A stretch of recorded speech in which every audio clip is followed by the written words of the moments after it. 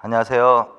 자, 이번 시간에는 이제 조선 전기 통치체제 두 번째 시간에서 마지막 군역제도, 그 다음에 관리 등용 방법, 그 다음에 일반적으로 관료제 운영의 특징을 보는 거야.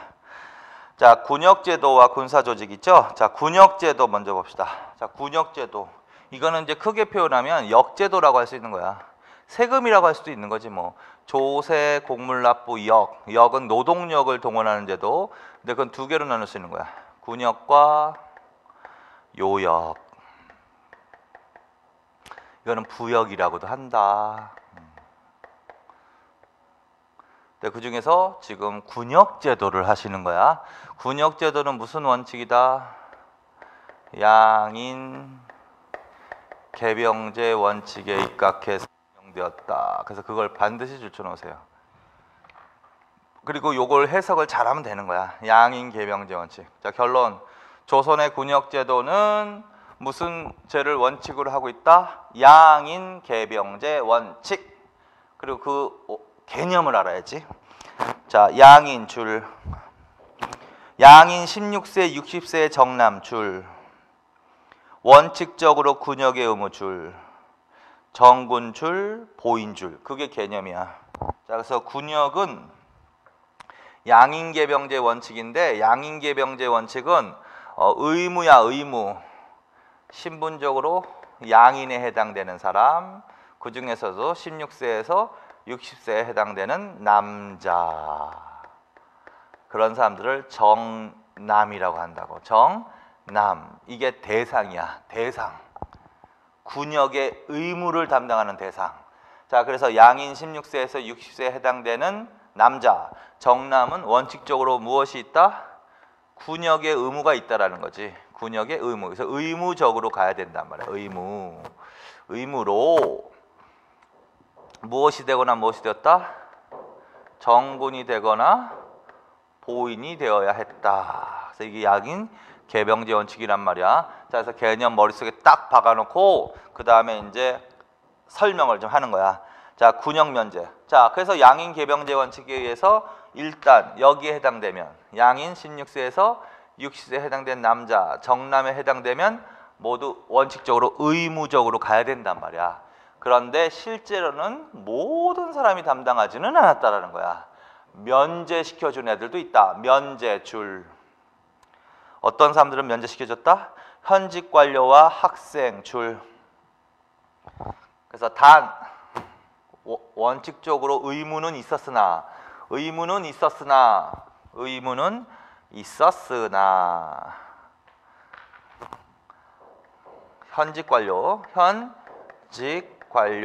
현직 관리 학생은 어떻게 됐다? 면제되었다라고 하셔야 돼. 그래서 그거 줄쳐놓으면 돼. 가볍게. 자, 그래서 현직 관리 학생을 면제. 그러면 뒤집어서 말하면 여기에 해당되고 현직 관리와 학생을 제외하면 군역의 의무를 담당해야만 했다. 그래서 얘네들 외에는 면제라는 단어가 들어가면 안 돼. 그래서 종친, 외척, 공신이나 고급 관료의 자제도 고급 특수군에 편입되어 군역을 대신했다. 얘네들을 면제 이러면 안 된다고요. 자, 그리고 정군이 되거나 보인이 되어야 했다고 그랬잖아. 그래서 그거 해석해야 돼. 이거 각각. 정군이 뭐고 보인이 뭐냐. 자, 정군은 뭐다? 서울이나 국경 요충지에 배속 줄, 일정 기간 교대로 복무 줄. 실제로 군복무생을 하는 애들을 정군이라고 하는 거지 뭐.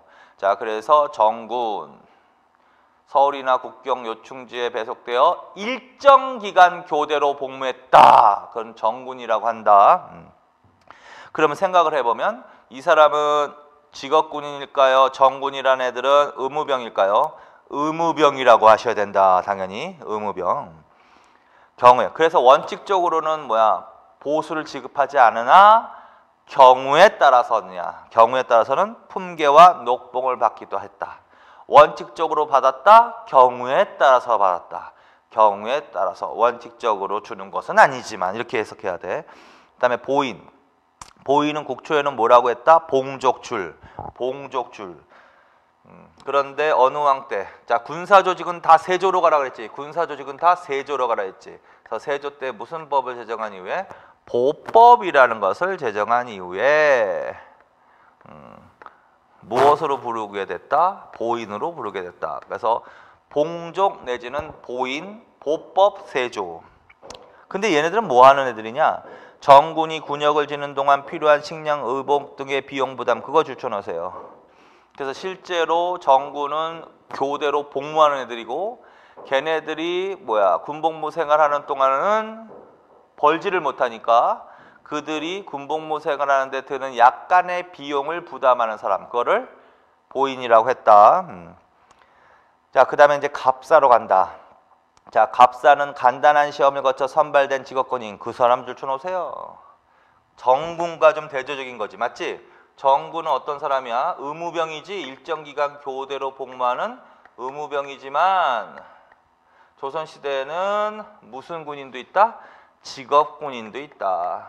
전문군인. 이건 뭐 조선시대뿐만 아니지. 그전에도 있었죠. 그래서 직업군이 있다. 그런 애들 뭐라고 불렀다? 갑사라고 불렀다. 갑사. 그래서 갑사는 직업군이냐. 그래서 얘네들은 어떤 식으로 선발했어? 간단한 시험을 거쳐서 선발. 그리고 근무 기간에 따라 품계와 녹봉을 지급받은 그거 줄쳐놔. 자, 그래서 얘네들은 원칙적으로 직업군이니까 품계와 녹봉이 지급되는 거야. 정군은 원칙적으로 지급되는 것은 아니고 경우에 따라서 받기도 했다 이렇게 해야 되는 거고 얘네들은 원칙적으로 주는 거야. 직업이 그거니까. 근데 조심할 거. 고려시대에도 직업군인이 있었죠. 그런 애한테는 뭘 줬어? 군인전이라는 토지를 줬지. 근데 조선시대에는 군인전이라는 거는 지급하지 않는다고. 그래서 조선시대 직업군인에게는 품계와 녹봉 이래야지 맞지? 군인전을 지급했다. 그러면 안 됩니다. 그거 반드시. 그래서 여 끝에다 써놓으세요. 군인전 X라고. 자, 그래서 여기까지 해석한 거야. 지금 양인개병제 원칙을 설명한 거야. 자, 그 다음에 군역자원. 자, 무슨 말이다? 그러면 양인개병제 원칙에 입각해서 군역의 의무를 담당한 애들이 이게 군역자원 아니야? 그럼 얘네들이 군역자원이라는 거지. 얘네들이 군역자원. 그러면 군역자원을 증가시키기 위한 것은 당연히 뭐야? 양인의 수를 늘리는 정책인 거지. 양인의 수를 늘리는 정책. 그래서 국가는 조선 초에는 적극적으로 군역자원을 증가시키기 위해서 노력한 거야. 그래야지만 군인들도 많아질 것이고 그래야만 국방력이 튼튼해질 거니까. 그래서 군역자원과 관련되는 정책이 뭐가 있냐? 양인의 수를 증가, 농민의 생활 안정출. 근데 세금이라고 그랬죠. 세금은 어느 시대나 주로 농민들이 부담하는 거거든.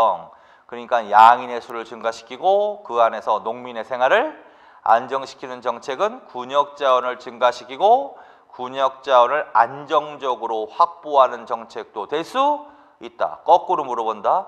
조선 전기에는 결론적으로 정부가 양의 수를 증가시키는 정책을 핍니다.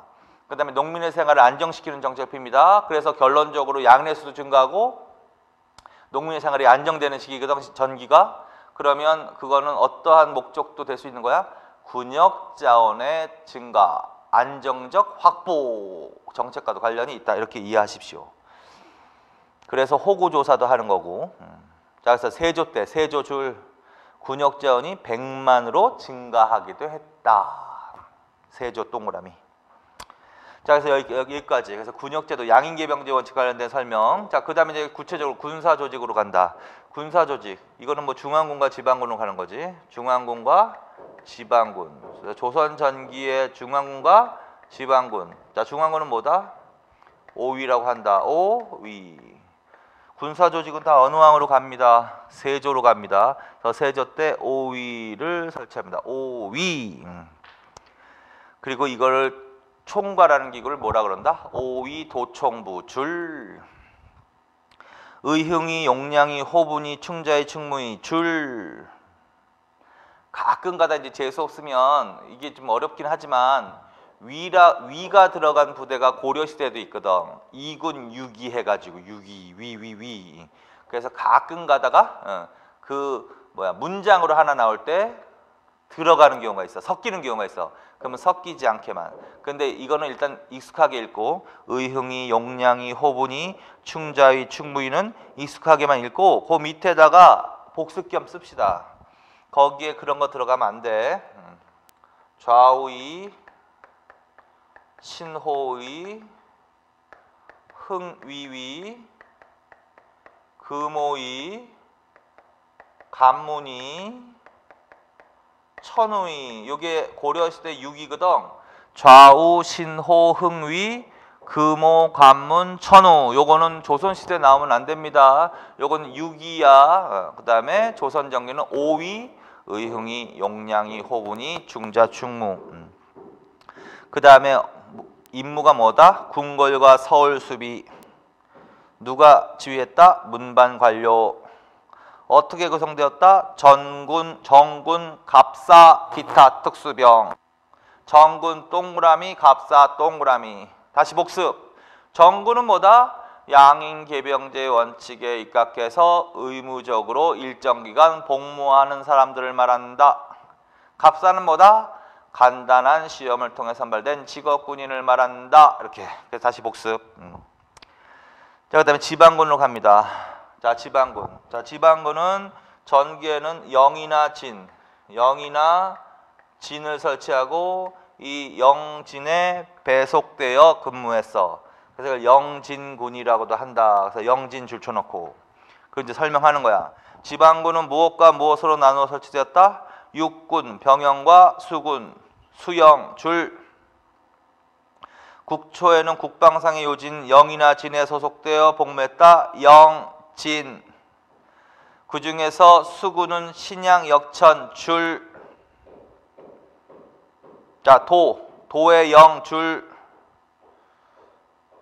근데 도는 8개잖아. 그래서 각 도에 영을 하나씩 설치하는 게 원칙이지만 군사적으로 중요한 도에는 2개에서 많게는 3개까지 영을 설치했다. 병영과 수영의 책임자는 원칙적으로 누구다? 관찰사, 줄. 관찰사 밑에다가는 겸임병수사라고 써놔. 겸임병수사. 그러나 중앙에서 전임병수사가 파견되기도 했다. 그래서 전임병수사도 줄쳐놔. 자, 그 다음에 밑에 군현, 줄, 진, 줄, 관찰사 이하, 수령이 지휘, 줄. 자, 그래서 요걸 좀 요약하면 영이나 진에 배치되어 근무했다. 영에 대해서 설명하는 거야. 영은 2가지가 있는 거야. 병영과 수영. 그래서 요거 문장 알아놔. 병영은 육군을 말하는 겁니다. 수영은 수군을 말하는 겁니다. 그래서 조선시대 지방군은 육군과 수군으로 나누어 설치되었습니다. 영은 어디에 설치하는 게 원칙입니다? 도에 설치됩니다. 주로. 원칙적으로 1개를 설치합니다. 그러나 2개에서 많게는 3개까지 설치되기도 하였습니다. 라는 소리고, 이 병영과 수영의 책임자를 병사하고 수사라고 부른 거야. 병사하고 수사라고 부른 거야. 수사. 이렇게. 그래서 군사를 통솔하는 애. 병사, 수사. 근데 이건 원칙적으로 누가 겸임을 했다? 관찰사가 겸임을 했다고. 그래서 이 얘를 관찰사는 겸임병수사라고도 하는 거야. 겸임병수사. 그런데 중앙에서 뭐가 파견되기도 했다? 전임병수사가 파견되기도 했다. 이런 내용이야. 그래서 문장 정리만 해놓으십시오. 그냥 OX로. 그리고 병영과 수영에서 근무하는 군인들이 육군과 수군이라는 거지. 근데 뭐가 더 힘들다? 수군이 더 힘들어. 그래서 수군, 수영에 배치된 수군이 신양 역천이라고 하는 거야. 신부는 양인인데 하는 일이 천하고 고돼서 힘든 거. 병영이 아니라 수영, 신양 역천. 그 다음에 진은 어디? 군현 단위로 설치된 거야. 여기는 누가? 관찰사 이하 수령이 지휘했다. 이렇게. 그 정도 문장. 그래서 결론. 조선전기에 지방군은 누가 지휘한 거야? 지방관들이 지휘한 거죠. 결론은요. 관찰사와 수령이 지휘했다. 이렇게 된다는 거지. 자, 그래서 그 내용만 정리해놓고 그 다음에 진관체제 있죠. 그거 줄쳐놓고 별표 쳐놔. 자, 조선전기에는 이 진관체제를 중요하게 여긴다. 진관체제, 이건 지방군과 관련이 있는 거야. 지방군, 결론 요약한다. 중앙군이 있고, 중앙군은 뭐다? 5위로 나오면 된다. 결론으로. 그 다음에 지방군은 뭐다? 영진군에 대한 설명 정리해놓고, 그 다음에 무슨 체제가 확립이 된다? 진관체제가 확립된다. 별표 쳐놓으라고. 진관체제에서 이거 물어본단 말이야. 사료지문도 나오고. 그래서 이거 중요하다. 조선전기에서는 이게 제일 중요해. 진관체제. 어느 때 확립이 된다? 군사제도는 다 어느 왕으로 가시라고 그랬다? 세조. 그래서 진관체제 별표 쳐놔. 자, 그래서 줄 쳐놔. 반드시. 세조, 동그라미. 요충지 고을에 성을 쌓아 방어하는 체제 줄. 지역 단위 방어 체제 줄. 각도에 거기서부터 끝까지 다. 그건 사료지문 나오는 거야. 각도에 한두 개의 병영을 두어 병사가 관할 지역 군대를 장악하고 그 병영 아래 몇 개의 거진을 설치하여 거진의 수령이 그 지역 군대를 통제하는 체제였다. 그대로 박스에 나올 수 있다. 그럼 빨리 알아들어야 돼. 아, 이거 진관체제라는 걸 반드시. 그래서 그 사료지문 그거 별표 쳐놔. 그래서 그게 딱 나오면 답이 그렇게 되는 거지. 어느 때 확립이 됐다? 세조 때 확립된 지방군이다. 무슨 단위 방어 체제다? 지역 단위 방어 체제다. 요충지 고을에 성을 쌓아 방어하기도 했다. 누가 지휘했다? 관찰사 이하 수령이 지휘했다. 이게 답이란 말이야. 자, 그래서 이거 반드시 외우세요. 기억하시고. 자, 거기까지 해서 진관체제 반드시 기억해놔. 자, 그 다음에 특수군으로 간다. 그래서 지금까지 한 거는 정규군대란 말이야. 그래서 중앙군 5위, 그 다음에 지방군은 영진, 진관체제. 근데 이러한 정규군 이외에 별도로 특수군이 있었다. 특수군이 있어. 이것도 잘 나오니까 좋잖아. 그게 뭐라 그랬다? 잡색군이라고 한다. 그래서 잡색군. 잡색군도 별표 쳐놓으세요. 자, 잡색군. 자, 전직관리. 거기서부터 쭉 쳐놔. 유사시의 대비까지. 전직관료, 서리, 잡학인, 신양역천인, 노비 등이 포함 소속되어 평시에는 자기 생업에 종사하고 일정 기간 군사훈련을 받아 유사시의 대비. 거기까지 쫙. 그것도 그대로 박스 나온다고 쳐봐. 그리고 노비에는 동그라미 쳐놔. 노비. 자, 그래서 요게 딱 나오면 빨리 잡색군이라는 걸 알아들을 정도로 읽으시라고. 노비가 들어갔다. 그리고 조선 전기라고 물어봤다. 그러면 잡색군이야. 원래 노비는 양인이 아니거든. 그래서 원래는 군역의 의무가 없는 거예요. 그러나 특수군에는 편성되기도 했다라는 의미가 있어. 자, 그래서 조선 전기에 노비가 들어간 특수군이 뭐다? 잡색군이다. 그래서 요걸 딱 주고 물어본단 말이야. 그러면 시기는 조선 전기로 가야 된다. 그 다음에 성격, 예비군적 성격, 줄. 이 군대는 예비군적 성격이다. 줄. 농민 밑에, 농민은 정규군에 편성되었기 때문에 잡색군에선 제외되었다. 농민 제외 결론 줄. 농민을 포함한 이러면 안 된단 말이야. 잡색군은. 농민은 제외. 그 다음에 주로 내륙방비 위하여 설치 줄. 임진왜란 때 의병을 조직하는데 유리 줄. 자, 그래서 노비가 포함되었다. 그러면 조선 전기라고 해야 돼. 자, 후기도 있기 때문에 그래. 나중에 할 거야. 어쨌든 지금 조선 전기하고 있습니다. 조선 전기를 물어봤어. 근데 노비가 들어갔대. 그러면 잡색군으로 가는 거야. 그렇다면 뭐야? 이렇게 얘기가 나와야지. 예비군적 성격의 특수군이었습니다. 농민을 포함한 이러면 안 된다고요. 농민을 제외한 양천 혼성군이었습니다. 주로 내륙방비를 위해서 설치했습니다. 임진왜란 때 의병을 조직하는데 유리하게 이용되었습니다. 그래서 그거 반드시.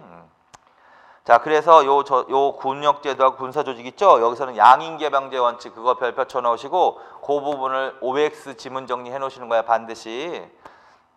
자, 그 다음에 중앙군 5위, 지방군, 영진군, 진관체제, 특수군, 예비군적 성격의 특수군, 잡색군. 그 중에서는 진관체제하고 잡색군을 정리를 특히 더 잘해놔. 거기까지. 자, 그래서 이런 식으로 군사제도와 군역제도를 정리하신 거야. 자, 그 다음에 이제 마지막 통치체제 부분으로 가는 거야. 관리 등용 방법. 229쪽으로 갑시다. 관리 등용 방법. 자, 고려시대 관리 등용 방법은 뭐가 있다? 맨 처음에 세로로 읽으세요. 과거제도가 있고, 과거제도가 있고, 그 다음에 또 뭐가 있다? 천거제가 있고, 천거제가 있고, 이거는 추천에 의해서 관리를 선발하는 제도야. 추천. 그 다음에 취제라는 게 있고, 취제. 그 다음에 문음이라는 게 있고, 이게 이제 고려시대 했던 음서제도하고 똑같은 거야. 음서제도. 이렇게. 자, 그래서 조선시대 관리 등용 방법은 과거, 천거제, 취제, 문음 등으로 등용되었다, 선발되었다. 그 중에서 과거제도 별표. 자, 조선은 양반 관료제 사회라고 하거든요. 고려는 좀 귀족사회적 성격이 좀 강했다고. 그래서 음서의 비중이 굉장히 컸었다고. 근데 조선시대는 양반 관료제 사회라고 한다. 여기 관료제 사회의 특징은 능력을 중시하는 사회야.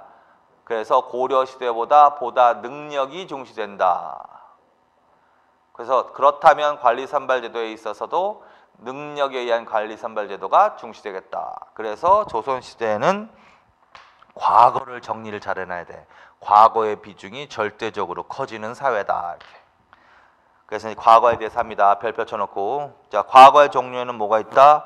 문반 선발하는 문과, 무반을 선발하는 무과, 기술관을 선발하는 잡과, 줄. 그래서 문과, 무과, 잡과로 가야 돼. 자, 그래서 조선시대에는 무슨 과가 있다? 종류. 문과, 그 다음에 무과, 그 다음에 잡과. 고려시대하고 비교한다면 고려시대는 이렇게 나오면 틀리는 거지. 문과, 잡과, 승과 이렇게 있었단 말이야. 무과는 없었다고요. 근데 조선시대는 문과, 그 다음에 무과, 그 다음에 잡과, 따라서 승과는 폐지. 승과 폐지, 거기다 중종이라고 써놓으세요. 중종 때 승과 폐지. 담당관청. 자, 문과는 어디서 했다? 해당이 아니라 예조에서 했다. 예조. 무과는 어디서 했다? 병조에서 했다. 잡과는 기술관 뽑는 시험인데 잡과는 어디서 했다? 해당 관청. 그렇게 줄쳐놓으세요. 자, 그래서 예조, 병조 훈련원, 그 다음에 해당 관청 이렇게. 응시 자격. 경국대전에 의하면 천인을 제외하고는 특별한 제한이 없음. 그거 줄쳐놔. 그럼 과거는 누가 볼 수 있느냐? 경국대전에 의하면은요, 법적으로 경국대전에 의하면 천인은 과거 응시를 제한했단 말이야. 그러면 천인이 아니면 볼 수 있다라는 소리지? 그건 이렇게도 표현하는 거야. 옆에다가 양인 이상이면 가능했다. 이렇게도 써놔. 자, 그래서 원칙적으로 과거는 누구면 볼 수 있다? 밑에 있구나. 양인 이상이면 가능. 이렇게. 이거는 이제 고려시대하고 똑같은 거야. 고려시대도 양인 이상이면 가능. 조선시대도 양인 이상이면 가능. 그런데 단 이렇게 되단 말이야. 단. 과거는 이게 자격인데 그 중에서 문과의 경우는 제한을 하더라는 거지. 이 규정이 있다는 거지. 그래서 경국대전에 의하면 크게 과거는 천인을 제외하고는 별다른 제한이 없다. 그 말은 양인 이상이면 가능한 건데 단 문과의 경우는 어떻게? 얘네들은 못 보게 했단 거야. 그래서 문과 제한해놓고 줄쳐놔. 누구? 탐관오리의 아들 제간여의 자손 설 줄. 그래서 탐관오리의 자식 제간여의 자손, 그 다음에 서얼 첩의 자식 등은 문과를 제한했다. 그래서 줄쳐놔 반드시. 그리고 설은 더 동그라미 쳐놔. 설은 그러니까 여기에 해당되는 애들. 설은 과거는 볼 수 있지만 문과를 못 보는 거야. 따라서 문반으로의 진출이 막혀져 있었단 말이야. 설이라는 애들은. 특히 설이 더 잘 나오니까 설 기억해라.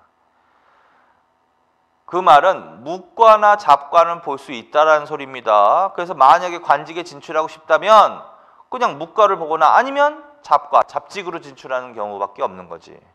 그래서 문과 제한. 그래서 거기까지 있어. 응시자격은 두 문장만 기억해놔. 양인 이상이면 가능.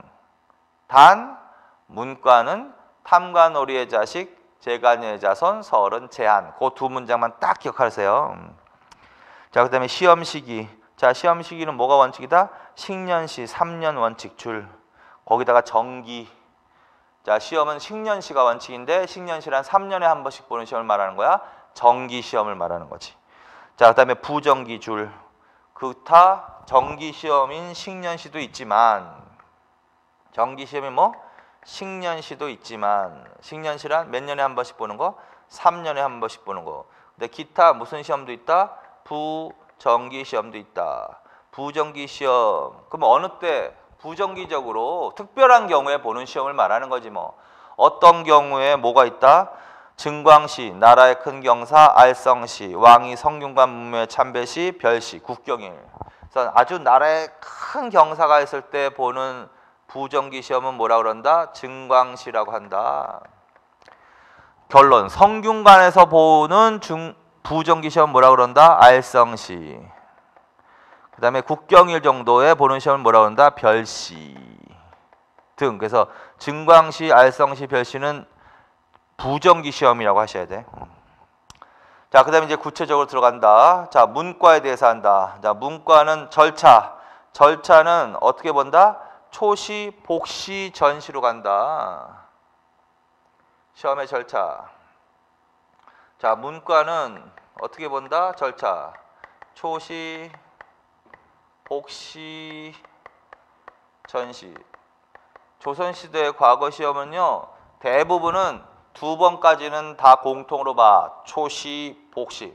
그러니까 쉽게 말하면 1차, 2차, 3차지 뭐. 근데 1차, 2차까지는 본다고 기본적으로. 초시, 복시. 근데 문과는 하나가 더 있는 거야. 전시라고 해서. 어쨌든 초시, 복시, 전시 이렇게 놓고 각각 시험의 특징. 자, 초시는 맨 처음에 보는 시험인데 각 도별로 인구 비례 줄. 각 도별로 인구 비례에 따라서 할당량을 내린다고. 그래서 각 도에서 선발하는 시험을 초시라고 하는 거야. 인구 비례에 따라 초시. 그래서 각 도별로 인구 비례에 의해서 선발된 사람들을 중심으로 서울에서 두 번째 시험을 본다고. 그걸 복시라고 한다. 복심. 복시는 식년시를 기준으로 할 때 몇 명이 선발하는 게 원칙이다? 33명 선발줄. 그래서 초시는 각도에서 인구 비례로 뽑는 시험이고 복시는요 선발하는 시험이야. 선발. 정기 시험인 식년시를 기준으로 할 때 문과는 33명, 무과는 28명이 원칙이거든.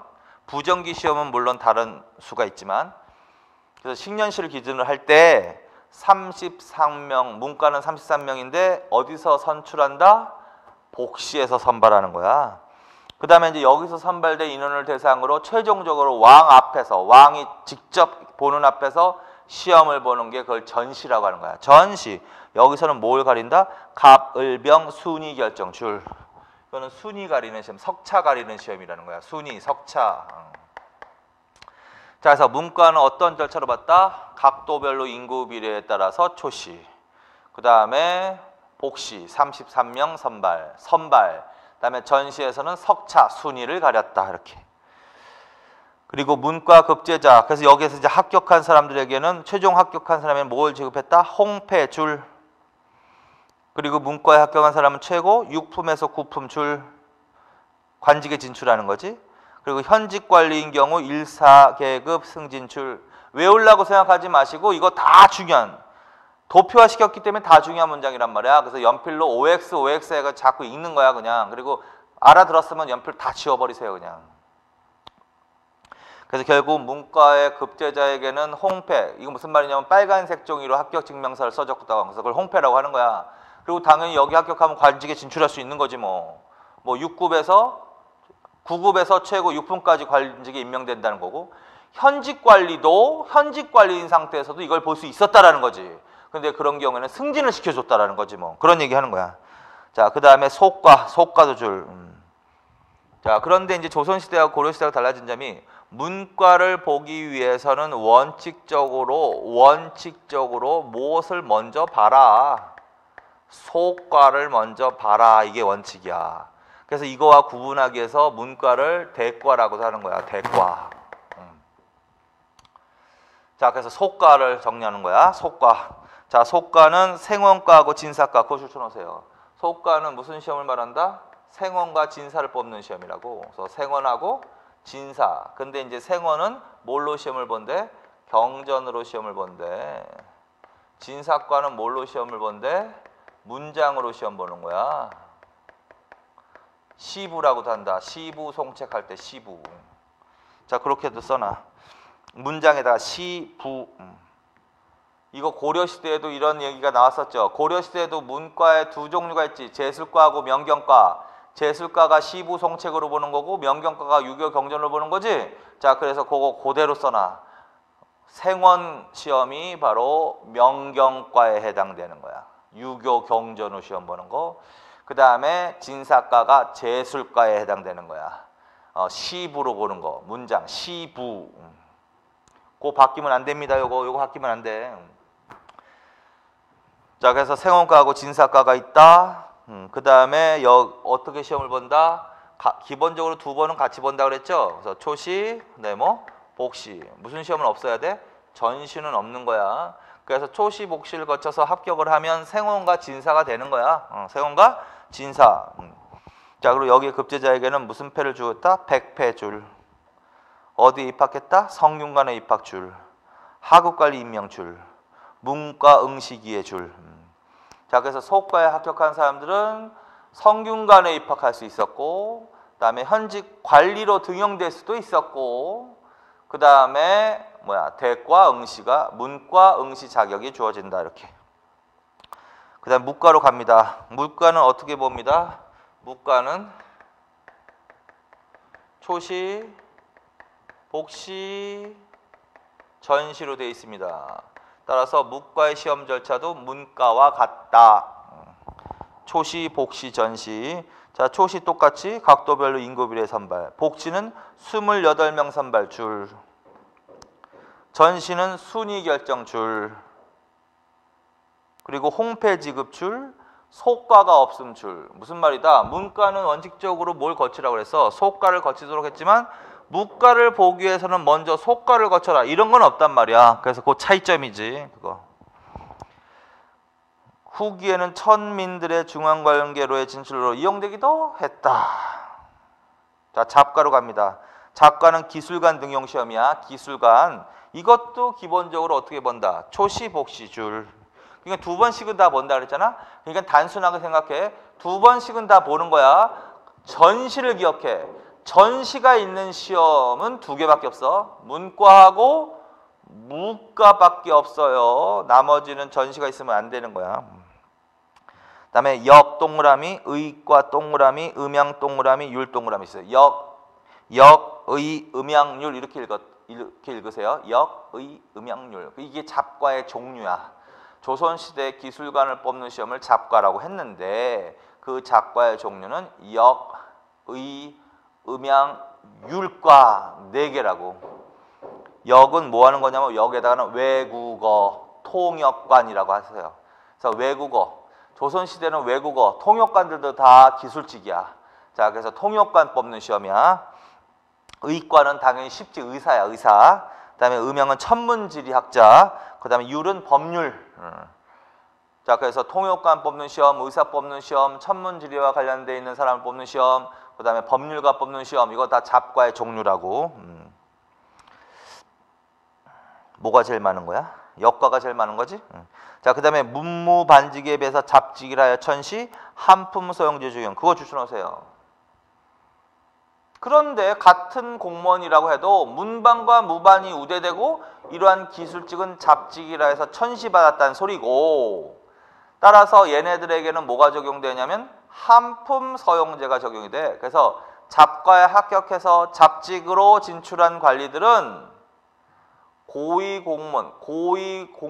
고위공무원 승진 제한이라고만 연필로 간단하게 써놔. 나중에 또 볼 거야. 고위공무원 승진 제한.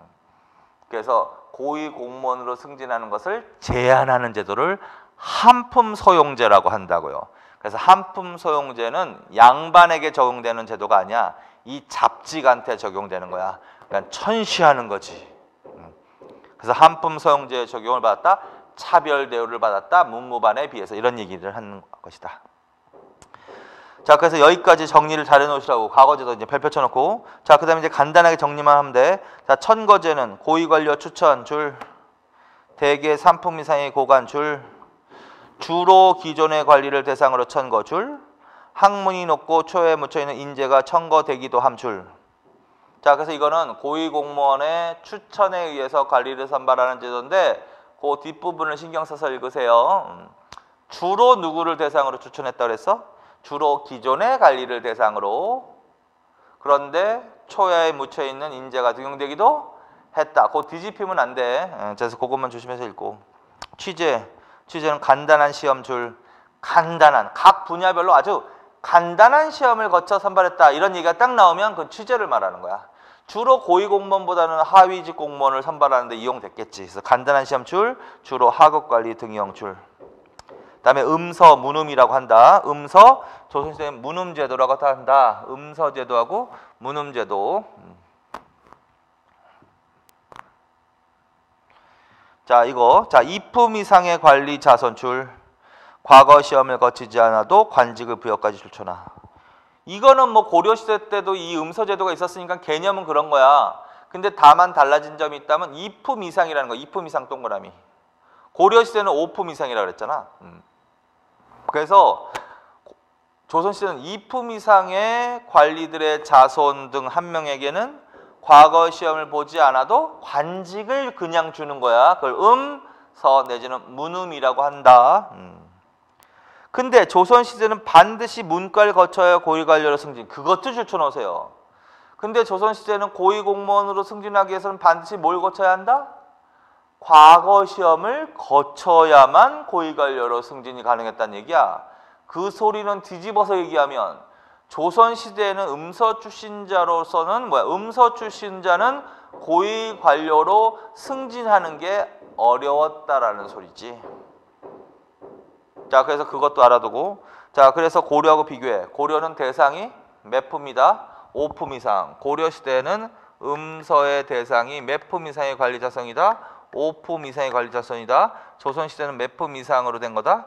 2품 이상. 그러면 이 대상이 확대된 거야? 축소된 거야? 고려시대에 비해서 축소로 가야 되는 게 맞죠? 음서의 혜택을 받는 대상이 축소된 거 맞죠? 예. 자, 그 다음에 고려시대는 음서 출신자도 고위관료 승진 가능. 그거 줄쳐나? 맞지? 이 시기에는 뭐야? 음서 출신자도 고관으로 어떻게? 고위관료로 승진할 수 있었단 말이야. 제한을 두지 않았단 말이야. 근데 이때는 고위 공무원으로 승진하는데 뭘 둔다? 제한을 둔다는 거지. 제한. 따라서 이 두 내용을 비교해 봤을 때 어느 나라가 더 음서의 비중이 컸던 거야? 고려. 따라서 전체적으로 조선시대에 오면서 관리선발 제도에 있어서 음서의 비중은 줄어들었다고 하셔야 되지. 중요도가. 그 말은 뒤집어서 뭐의 비중이 더 상대적으로 훨씬 커진 거야? 과거 제도가 훨씬 더 비중이 커졌다고 볼 수 있다라는 거야, 당연히. 따라서 조선시대에 비해 고려시대가 바로 조선시대에 비해서 무엇을 더 중시한 사회로 변한 거다? 신분보다 능력을 중시한 사회로 변한 거다. 이렇게 이해하시라는 거지. 자, 그래서 거기까지요. 자, 그래서 이제 관리 등용 방법까지 하셨습니다. 자, 그 다음에 이제 통치체제의 마지막, 이제 개괄적으로 여태까지 다 한 거를 이제 이해하는 거야. 230쪽으로 갑시다. 자, 그래서 고려시대 중앙통치체제와 관련해서 자, 첫째, 무슨 주제로 통치체제가 정비되기도 했다? 국왕 중심 줄. 그건 쉽게 말하면 왕권 강화라는 거야. 왕권을 강화시키는 조치가 취해지기도 했다. 왕권 강화 관련되는 게 뭐냐라는 거야, 쉽게 말하면. 자, 그게 뭐가 있다? 육조 직계제, 승정원과 의금부. 그거 세 개 딱딱 줄쳐놓으세요. 그래서 가장 대표적인 게 바로 뭐다? 육조 직계제다. 육교 머릿속으로 복습해. 육조 직계제를 실시한 왕은 누구다? 태종과 세조다. 맞죠? 그래서 태종과 세조는 육조 직계제를 실시하여 왕권을 강화시켰습니다. 그 다음에 왕 직속기관으로 뭐가 있다? 승정원과 의금부가 있다. 이건 왕 직속기관 아니야. 이건 당연히 왕권 강화와 직결되는 기구지. 그래서 왕 직속으로 왕명 출납 승정원, 왕 직속으로 왕의 명령으로 중재인을 재판, 심판하는 사법기구 의금부라고 하는 거죠. 그래서 요 세 개는 다 뭘로 가는 거야? 왕권 강화로 갑니다. 이제. 자, 그 다음에 권력의 견제와 균형이라고 한다. 권력의 견제와 균형. 그래서 권력이, 그런데 이제 조선시대는 뭐야? 아직까지는 그렇다고 해서 뭐야? 입헌 정치 체제는 아니고 전제 정치거든. 따라서 권력이 한 곳에 독점될 수가 있단 말이야. 지나치게 왕권이 강화되다 보면, 그렇다면 왕에게 권력이 너무 집중되다 보면 이게 이제 독재 정치가, 잘못된 정치가 나올 수가 있으니까 왕권을 견제하거나, 아니면 왕이 약하면 또 이 최고위 공무원들, 고위 공무원으로 또 권력이 독점될 수도 있다는 거지. 자, 그래서 결론, 왕이나 고위 공무원으로 권력이 독점되는 것을 막아줌으로써 힘의 균형을 추구한다. 그걸 권력의 견제와 균형이라고 추구한 거야. 표현한 거야. 그래서 권력의 견제와 균형을 추구했던 정치 제도도 있다라는 거야. 이거는 뭐야? 한 곳에 권력이 집중되는 것을, 어느 한 곳에 집중되는 것을 방지하는 의미의 기능이라는 거야. 자, 그래서 이런 제도로는 뭐가 있다? 의정부 서사제, 의정부 서사제. 또 뭐가 있어? 삼사. 또 경연을 활성화시키는 거. 이런 것들도 크게 보면 이런 의미가 있다. 근데 이제 이렇게 할 때 제일 잘 나오는 건 일단 이거야. 삼사는 사헌부, 사관원, 홍문관 말하는 거죠. 사헌부, 사관원, 홍문관, 언론 문필기구라고 했던 거, 총요직이 하나였던 거. 사헌부는 시정의 득실을 논하고 백관을 감찰, 규찰하고 풍속을 바로잡는다. 사관원은 간쟁과 논박을 담당했다. 홍문관은 학문 연구하고 왕의 고문 역할을 했다. 경영관을 겸했다. 다시 복습하고 머릿속으로. 요거 세 개를 합쳐서 삼사라고 한다. 이 삼사가 하는 일이 주로 비판하는 일이란 말이야. 언론활동.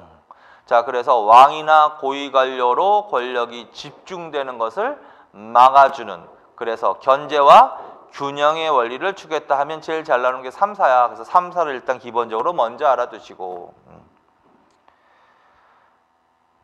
그리고 그 밑에 사헌부와 사관을 합쳐서 또 뭐라 그런다? 양사라고 한다는 거지. 사헌부와 사관을 합쳐서 뭐라고 한다? 양사. 두 개 사. 양사라 한다. 양사. 그 양사가 하는 일이 뭐다? 왕이 오품이하의 관리를 임명할 때 사헌부와 사관원의 동의를 얻어야 함. 그거 줄쳐놓으세요. 그거를 서경권이라고 하는 거야. 서경권. 그래서 양사는 무슨 권을 행사했다? 서경권이라는 걸 행사했다. 서경권. 자, 서경권도 고려시대도 있었죠? 자, 양사. 고려시대는 이걸 누가 했어? 낭사하고 어사대가 있지. 대간이라고 불렀지. 그래서 고려시대 대간, 낭사하고 어사대가 한 일이다. 왕이 관리를 임명할 때, 법률을 개폐할 때, 시효를 제정할 때 동의해주는 권한. 그걸 뭐라 그런다? 서경권이라고 한다. 근데 그 서경권을 조선시대에는 누가 한다? 사헌부하고 사관원이 합니다. 그리고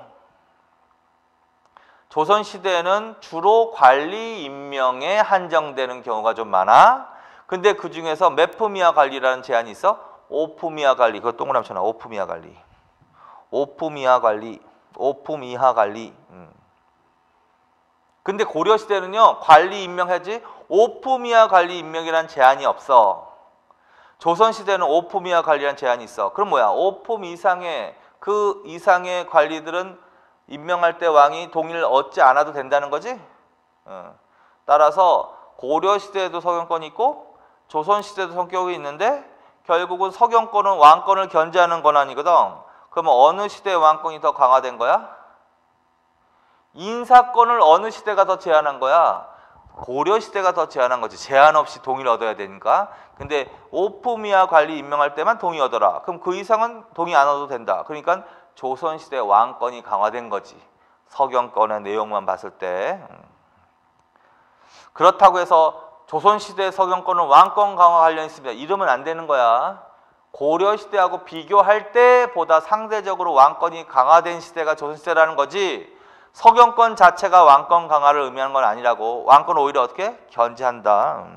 자, 그래서 그런 거 줄쳐놓으시면 돼. 그 밑에 있잖아. 자, 그래서 먼저 권력의 견제와 균형의 원리를 추구했다 하면 먼저 이걸 생각하라고. 3, 4라고. 3, 4. 3, 4. 그리고 양사의 서경권 이렇게.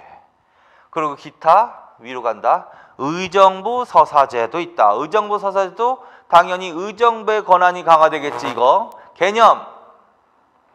6조의 업무를 먼저 의정부에 보고하고 처리하는 거. 이거를 의정부 서사제라고 한다. 어느 때 실시했다? 세종 때 실시했다. 그때도 단 뭐야? 인사와 군사 문제만은 여전히 직기하도록 했다. 거기도 나오죠. 다시 한번 확인하고. 따라서 세종은 의정부 서사를 통해서 어떻게 했어? 왕권과 신권의 조화를 추구했다. 이렇게 하셔야 된다고.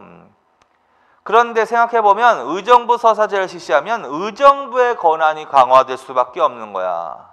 따라서 의정부로 하여금 왕권을 견제하게 한 제도란 말이야. 자, 그래서 이 의정부 서사제도 왕권 강화로 가면 안 돼. 왕권을 견제하는 제도로 가야지. 그러니까 지금 권력의 견제와 균형에 들어간 거지. 자, 그래서 그거 기억하고. 자, 그 다음에 경연을 활성화. 이건 무슨 말이냐면 왕도 유교 정치라는 것은 민본주의를 바탕으로 왕도 정치를 하라는 얘기거든.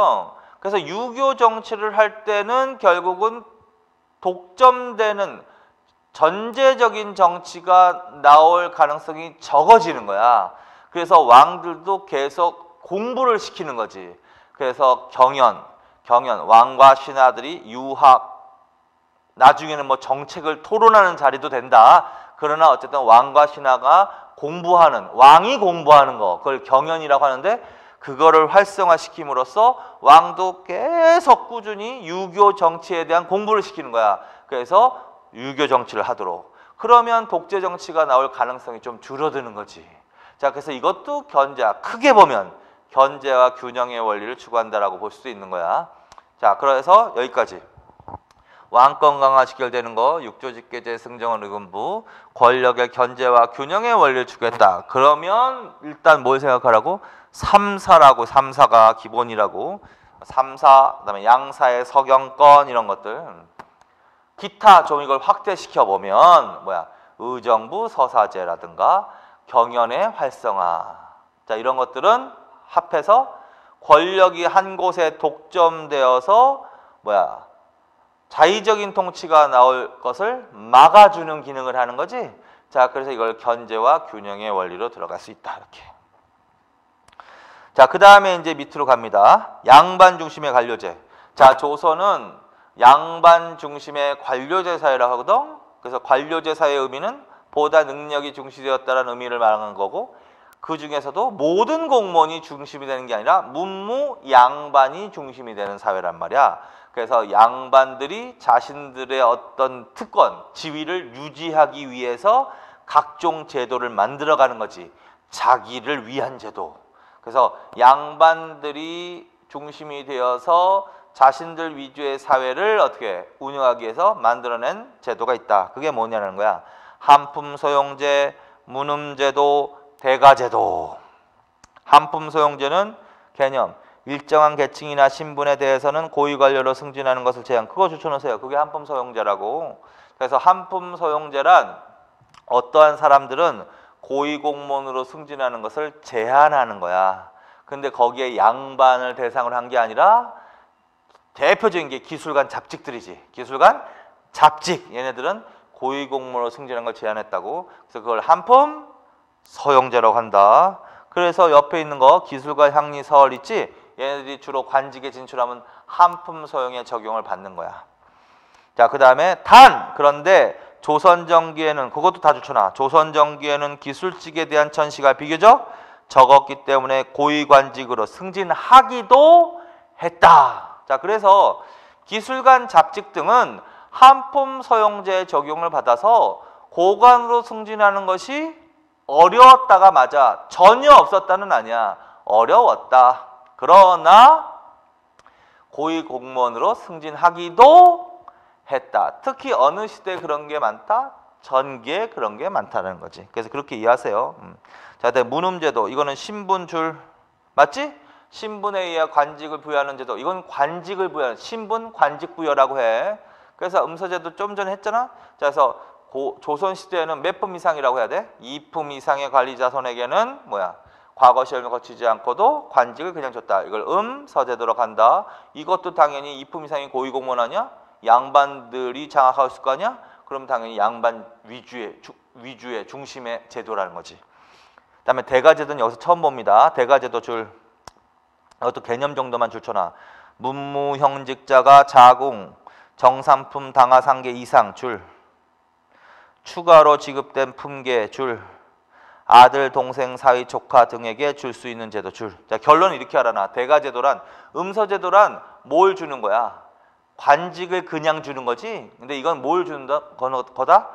품계를 준다. 그걸 기억해놔. 이 문장을 다 외우지 말고. 당연히 고위공무원이지. 3품 이상이면 고위공무원 자손 등에게 뭐를 그냥 주는 거야? 품계에다 동그라미 쳐놔. 품계를 줬다. 그러면 뭐요? 뭘로 간다? 대가제도로 간다. 자, 그래서 결론을 내려보니 한품 서용제, 문음제도, 대가제도는 다 누구 중심의 관료제 사회 운영과 관련이 있다. 양반 중심의 관료제 사회 운영과 관련이 있다. 그 다음에 합리적인 인사제도와 관련해서 상피제도 줄, 근무성적 평정도 줄쳐놓으세요. 자, 상피제도는 지방관 말씀드릴 때 했지? 자, 이거는 지방관 파견에만 적용되는 게 아니야. 줄쳐놔. 관리들의 부정 방지를 목적으로 부자나 가까운 친인척끼리는 같은 관청에서 근무하지 못하도록 하고 지방관을 파견할 때는 출신제는 파견하지 않았습니다. 그게 바로 상피제도의 개념이야. 자, 그래서 관리들이 친인척끼리 아들과 자식 내지는 친인척끼리 같은 관청에서 일하다 보면 부정부패를 저지르기 쉽단 말이야. 자, 그래서 부자나 가까운 친척끼리는 같은 관청에서 근무하지 못하게 하였다가 맞아. 그리고 지방관을 파견할 때도 출신지에는 파견하지 않았다가 맞아. 그래서 이러한 제도를 뭐라 그런다? 상피제도라고 한다. 그래서 개념 다시 확인. 그 다음에 근무성적 평정은 뭐 어렵지 않아. 고위관료가 하급관리의 근무성적을 평가해서 승진 또는 좌천의 자료로 삼았다. 맞겠지 뭐 지금도 있는 거. 관찰사는 돈의 수령을 감찰했다. 그것도 근무성적 평정과 관련이 있는 거야. 자, 그 다음에 지역차별이 있었다. 그거 좋잖아. 지역차별인데 평안도, 서북, 관서와 함경도 출신 줄. 조선 관료제 운영을 보니까 고위공무원 출신지를 분석해 보니까 평안도와 함경도 지방 사람들이 극히 적었다라는 거야. 그러면 지역적 차별이 있었다라는 얘기인 거거든. 자, 그래서 주로 조선시대는 어느 지역에 대한 차별이 있다? 평안도와 함경도. 근데 특히 평안도 있죠? 그걸 다른 말로 뭐라 그런다? 서북 내지는 관서지방이라고 한다고. 그래서 평안도, 서북, 관서지방 그건 동그라미 쳐놔. 그리고 미리 써놓는 거야. 나중에 조선 후기에요. 이 지역에서 이 지역에 대한 지역 차별의 불만을 품고 지역 차별의 불만을 품고 이 지역에서 난이 일어났어. 그게 홍경래 난이라는 거야. 나중에 공부할 거야. 홍경래 난. 순조 1811년 이렇게만 간단하게 미리 예습겸 써놓으세요. 자, 동그라미는 이거 어느 지역 말하는 거야? 평안도 지역 말하는 거야. 그래서 평안도 서북 관서지방에서 순조 이 지역에서 일어난 거야. 이 지역에서 순조 1811년 이 지역에서 홍경래난이 일어나거든. 그래서 이거는 이 지역 민들이 무엇에 불만을 품고 일으킨 거다? 그냥 들어만 놓으세요. 홍경래 써놓기만 하고 지역 차별에 대한 불만 이런 식으로. 자, 그래서 이것도 이제 거시적으로 보시란 말이야. 그래서 지금까지가 이제 조선의 통치 체제에 대해서 공부하셨습니다. 자, 다음 시간에는 훈구와 사림 간의 갈등으로 가겠습니다. 수고하셨습니다.